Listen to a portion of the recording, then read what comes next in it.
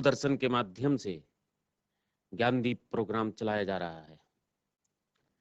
इस प्रोग्राम अथवा कार्यक्रम के अंतर्गत प्यारे बच्चों, आपको गणित से संबंधित कार्य भी कराए जा रहे हैं। मैं मोहम्मद नासिर, सहायक अध्यापक, राजकीय पूर्व माध्यमिक विद्यालय डालनवाला से आपके सामने इसी कार्यशाला को आगे बढ़ाने के लिए उपस्थित हुआ हूं। प्यारे बच्चों,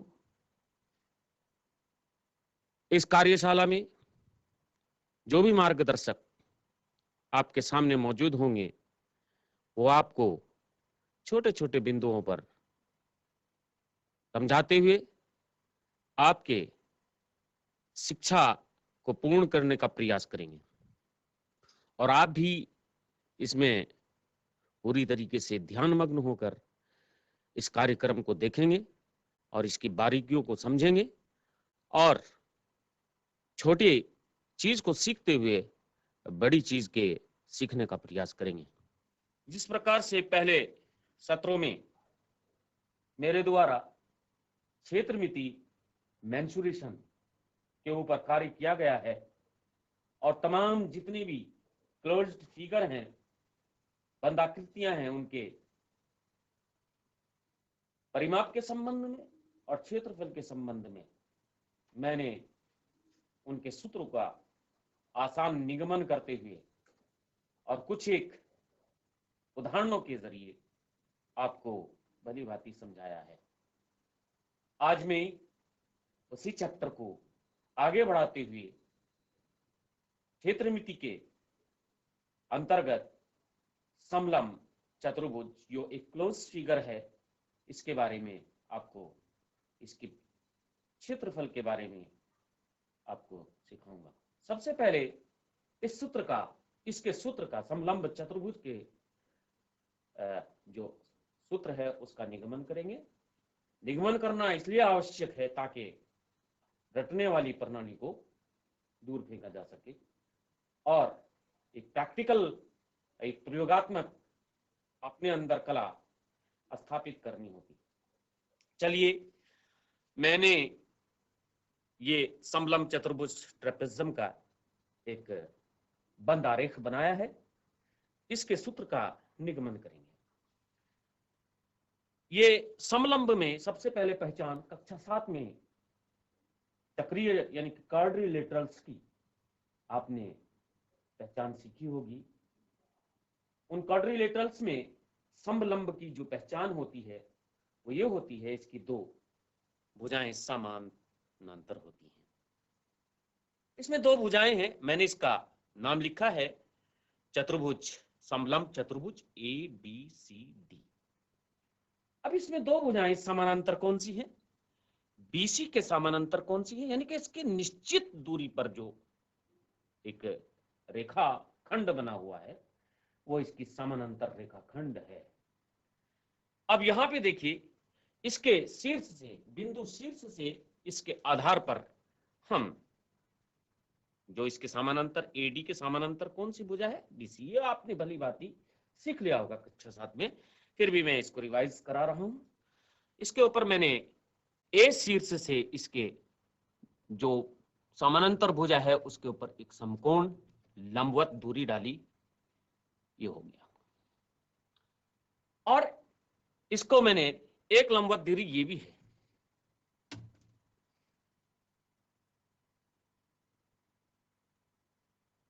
जिसको हम h से डिनोट करते हैं।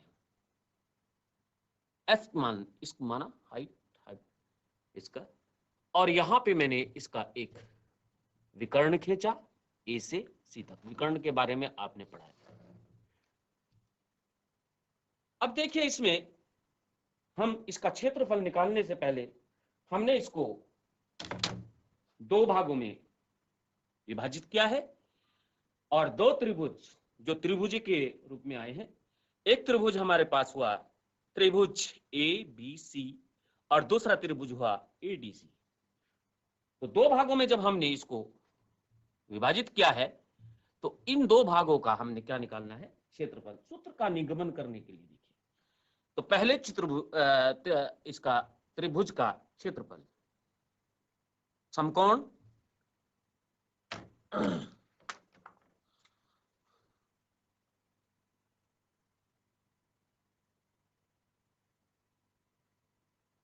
त्रिभुज ए बी सी का क्षेत्रफल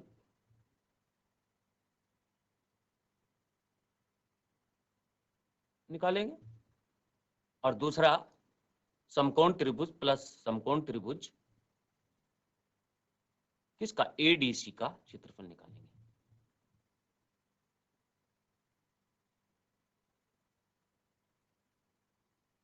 देखिए यहां पे इसके ऊपर लंबवत दूरी क्या है, इसकी h है, और समकोण त्रिभुज में आपने फॉर्मूला सीखा है, उसका निगमन भी कक्षा 7 में बताया गया था कि समकोण त्रिभुज का जो क्षेत्रफल होता है वो हाफ इनटू उसका जो आधार होता है, इसका समकोण त्रिभुज का क्षेत्रफल होता है।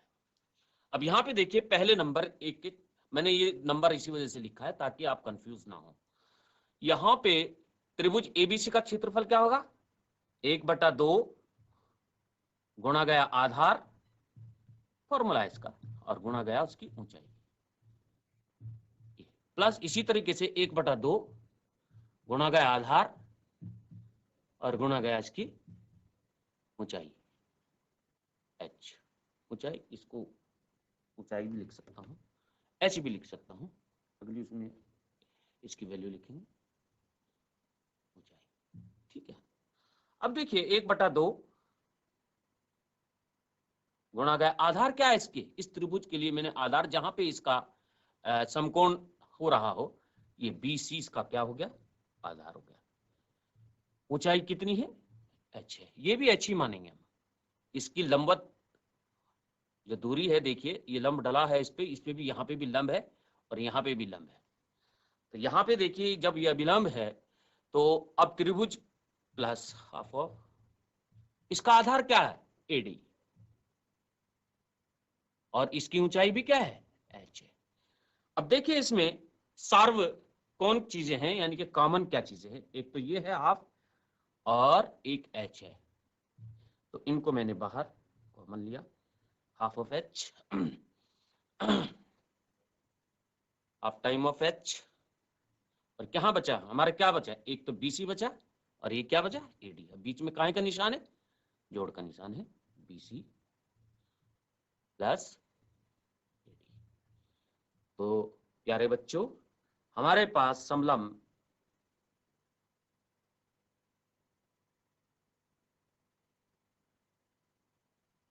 चतुर्भुज की निशान बनाएंगे, ABED का क्षेत्रफल हो गया half of h bracket of BC plus AD, अर्थात हम इसमें लिख सकते हैं, अर्थात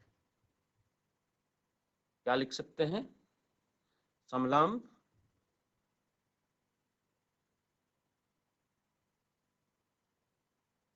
चतुर्भुज का क्षेत्रफल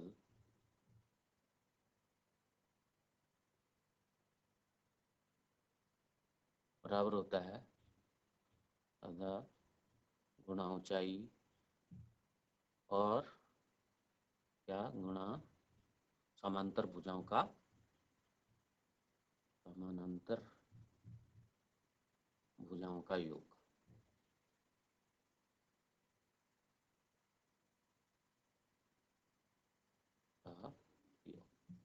इसको याद करके रखें, ये हो आपका, तो बेटे ये लो, इसको हम प्रकाश,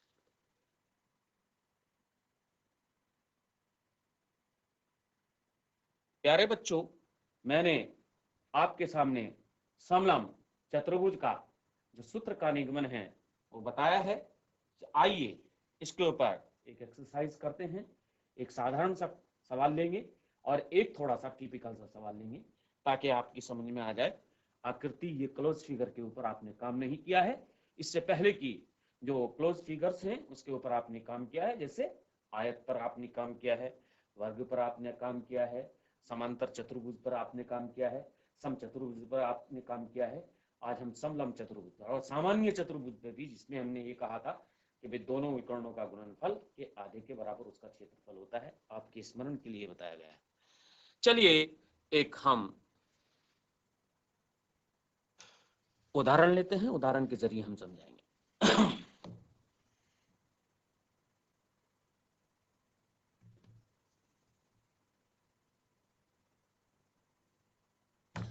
एग्जाम्पल,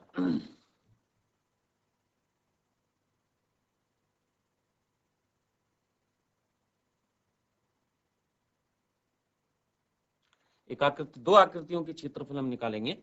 एक आकृति तो ये दिया है, दी गई समलंब की आकृति का क्षेत्रफल ज्ञात कीजिए। क्षेत्रफल ज्ञात कीजिए। देखिए मैंने एक क्षेत्र ये लिखा, लगना भी चाहिए भाई। ये लो,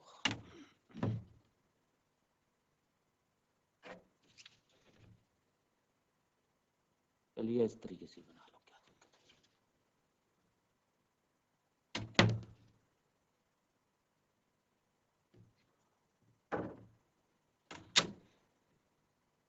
ये 12 सेंटीमीटर है।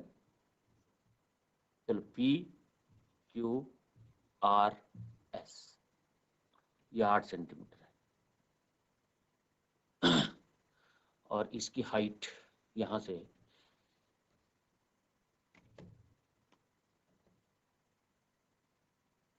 ये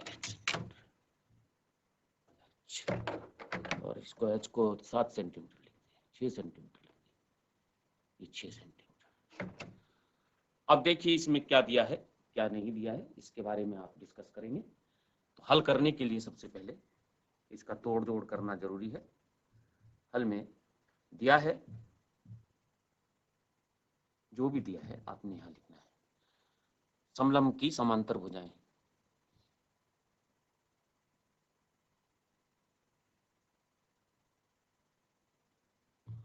समानांतर भुजाएं कौन कौन सी हैं? भुजाएं हैं, एक तो है 12 सेंटीमीटर, PS बराबर 12 सेंटीमीटर और QR बराबर 8 सेंटीमीटर। वह समलंब की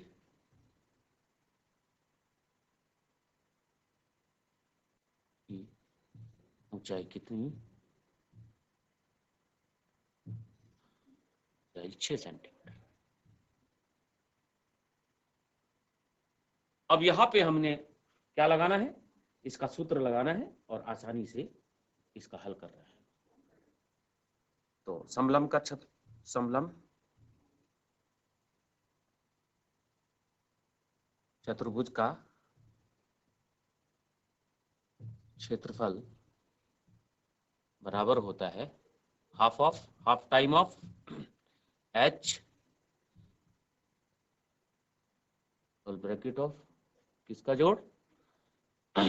समांतर भुजाओं का योग। समांतर या समानांतर?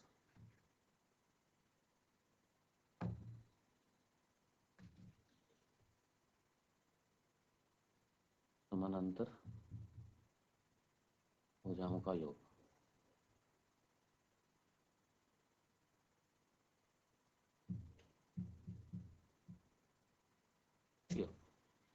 चलिए लगाएंगे। H कितना है? 6 सेंटीमीटर और समांतर भुजाओं का योग ब्रैकेट में in bracket 12 centimetre plus 8 centimetre, half time of 6 into 12 8 20 तो दिया 3 टाइम कट गया तो 20 दिया 60 सेंटीमीटर स्क्वायर। स्क्वायर सेंटीमीटर भी लिख सकते हैं, स्क्वायर सेंटीमीटर। इस प्रकार से हमने इसके ऊपर जो एक एग्जाम्पल रखा था, एक सरल एग्जाम्पल, एक थोड़ा सा कठिन एग्जाम्पल लिखेंगे जिसके अंदर हम समकोण त्रिभुज के क्षेत्रफल को भी आसानी से कैलकुलेट करते हुए आगे बढ़ेंगे। एग्जाम्पल 1,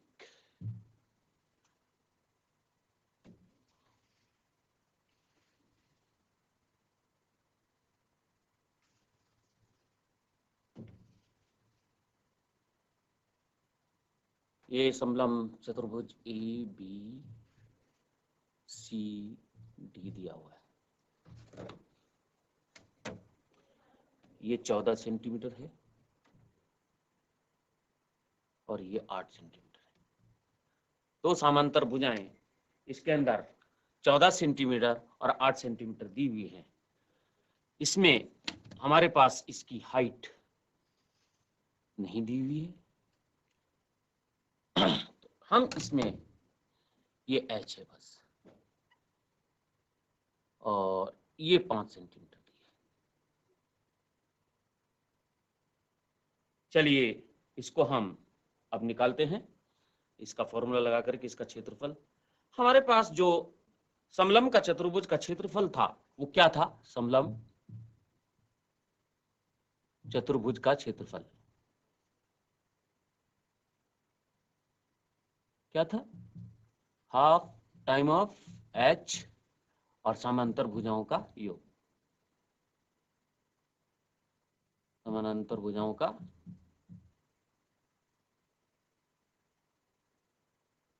योग, ये आया, ये हमारे पास आया है समानांतर भुजाओं का योग। चलो इसमें हमारे पास क्या चीज नहीं दी हुई है? दिया है, क्या दिया है? समांतर भुजाएं, भुजा AC AD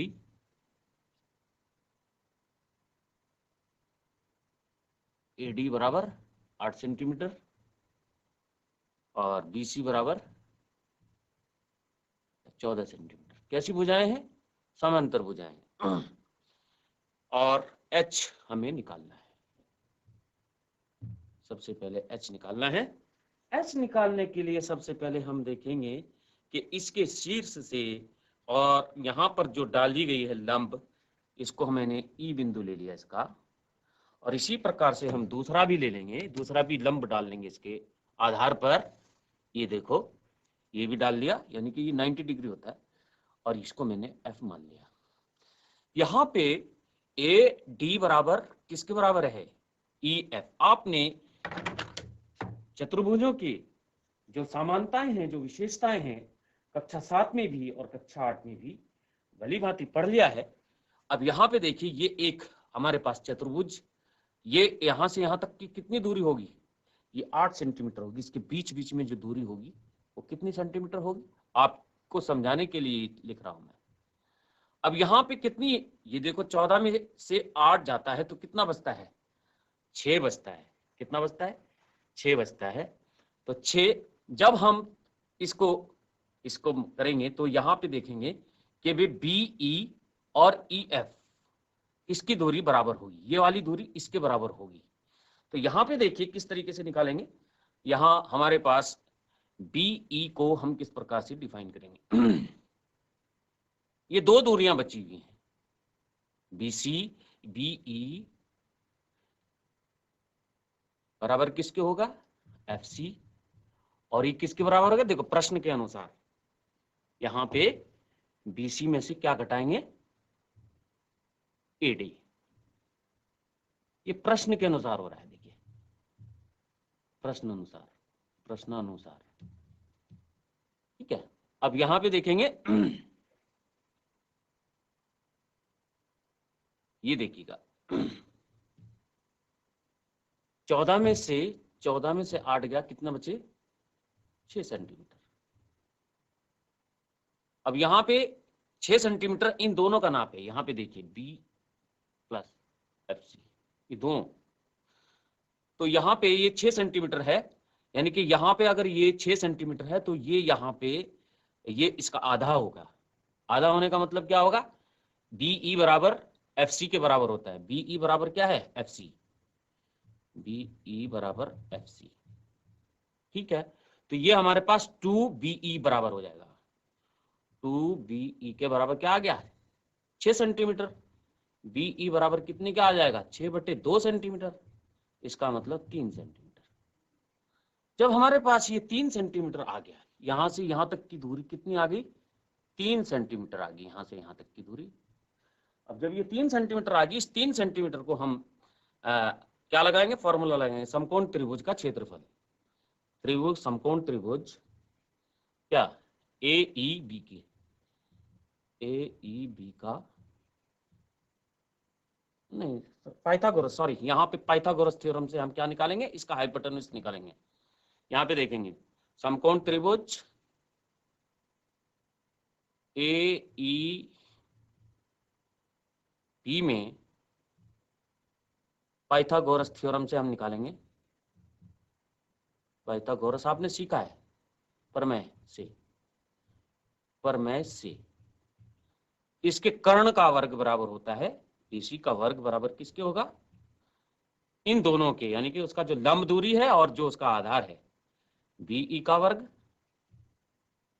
प्लस AE का वर्ग। अब AC का वर्ग कितना है, 5 का वर्ग, BE का वर्ग हमारे पास 3 का वर्ग, और A का वर्ग यानी कि H का वर्ग। तो H का वर्ग बराबर हो जाएगा हमारे पास 5 का वर्ग माइनस 3 का वर्ग। अब H का निकालेंगे, H equal to under root, यानी कि कारणिक चिन्ह है वर्गमूल का, 5 का स्क्वायर, 5 का वर्ग माइनस 3 का वर्ग, और जो कि बराबर होता है 25 माइनस 9 इक्वल टू 16 का वर्ग, अंडर रूट 16 का वर्ग। और 16 किसका वर्ग होता है, 4 का। तो H बराबर कितना आ गया, 4। H बराबर कितना आ गया, 4 सेंटीमीटर। अब इसका हम क्या निकाल लेंगे, पूरा का पूरा इसका क्षेत्रफल, चतुर्भुज का समलंब, चतुर्भुज ABCD का क्षेत्रफल। यहां बराबर लिख लेंगे, यहाँ पे बराबर, हाफ ऑफ H कितना आ गया, 4 सेंटीमीटर, और इनका योग लिख लेंगे 14 सेंटीमीटर, 14 प्लस 8, 14 प्लस 8। अब यहाँ पे आ गया 1/2 गुणा 4, 14 8 22, 2 दूनी 4, 22 दूनी 44 सेंटीमीटर स्क्वायर। इस प्रकार से हम इसको लिख सकते हैं। आज का ये जो सेशन आपको दिया है, आप इसको भली भांति समझेंगे और इसके ऊपर एक्सरसाइज के छोटे छोटे क्वेश्चंस बना करके आप इसको स्वतः हल करेंगे। आज के लिए इतना ही, और आपका धन्यवाद। अगली कक्षा में फिर इसको आगे बढ़ाते हुए आपको विभिन्न बातें और सिखाएंगे जो इससे क्षेत्र से संबंधित है। धन्यवाद।